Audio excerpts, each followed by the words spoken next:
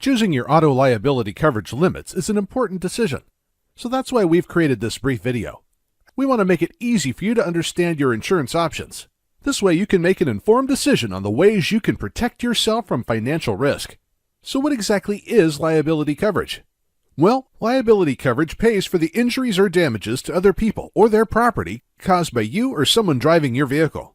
The two liability coverage types are bodily injury liability and property damage liability. And every state has different laws dictating the minimum coverage you must carry for this. So let's walk through a brief example that will help you to better understand the importance of selecting the appropriate liability coverage levels. Let's say you have an accident. You are distracted momentarily and rear-end the Lexus in front of you.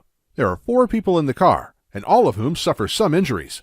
And for discussion purposes, we'll imagine that you live in Los Angeles and have the California minimum coverage levels in place of 15, 30, and 5.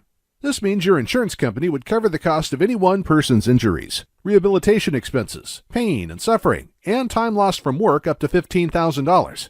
But they would not pay more than $30,000 for the accident, regardless of how many people were injured. This is the bodily injury portion of liability insurance. And your insurance company would also pay up to $5,000 for the property damage.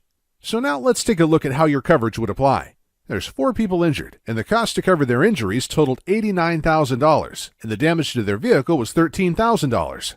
So in reviewing your coverage amounts, you'll see that your policy would pay $30,000 for all injuries, and $5,000 for the property damage. So where does the remaining $59,000 for bodily injury and $8,000 for property damage come from?